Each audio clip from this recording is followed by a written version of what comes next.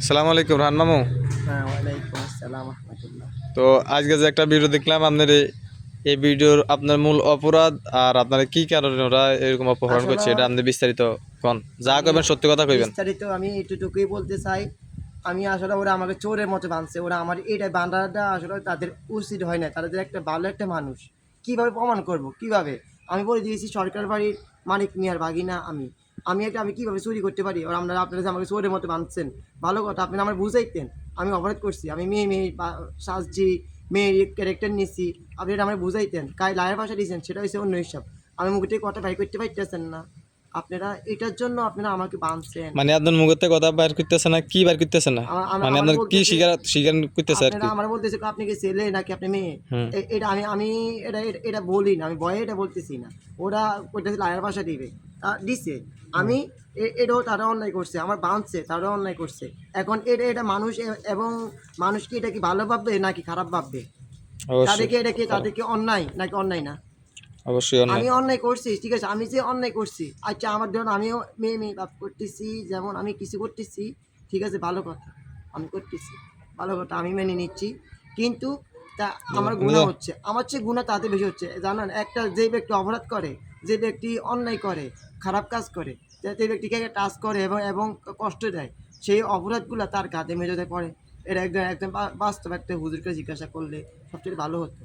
কিন্তু ওরা আমার উপর যে টর্চারিং করছে, যে বাঁধছে এবং আমাকে পিটাইছে, এই যে আমি যে ব্যথা পাইছি, এগুলো কিন্তু আল্লাহর গায়ে চলে গেছে। এই ঘটনাটি কোথায় হয়েছে আর কোন সময় হয়েছে? এই ঘটনাটা হচ্ছে ধরেন আপনার দুপুর 12টার দিকে। এই কোথায়?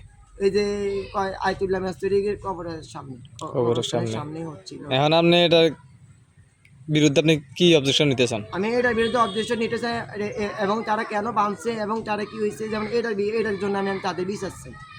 আমি, ঠিক আছে, আমার চুল তো কাটছে, আর আবারও কাটতেছে কেন? আমার চুল কি কাটবে? আমাকে কোনো চুল আছে? এবং আমার চুলগুলো কীভাবে কাটবে? তারা মিশিং নিয়ে আসছে। চুল কাটার জন্য?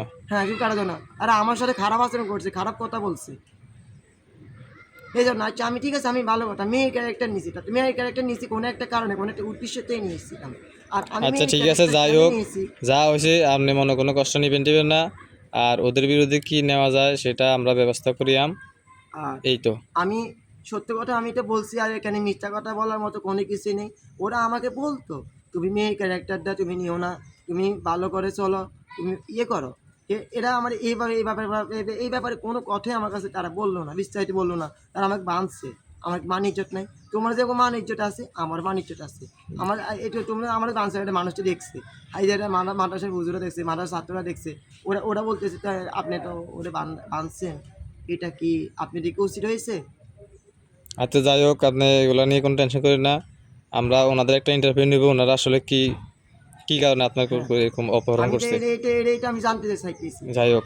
ওরা ওরা বলতেছে আপনি কি মেয়ে, আপনি কি ছেলে? আমি কি বলবো? তখন আমি ডিসমিস না, আমি মেয়েই বলছি, আমি আমি আমি মেয়ে মানুষ, ওরা আমাকে হাত দিলি কেন? আচ্ছা ঠিক আছে, আমরা পরবর্তীতে আপনার সাথে আবারও কথা বলবো ওনাদের একটা ইন্টারভিউ নিয়ে। সে পর্যন্ত ঠিক ভালো আছে, থাকবেন। আপনারা এই ভিডিওটা যারা যেখানে দেখতেছেন তারা লাইক করবেন, কমেন্ট করবেন। আসসালামু আলাইকুম রহমতুল্লাহ।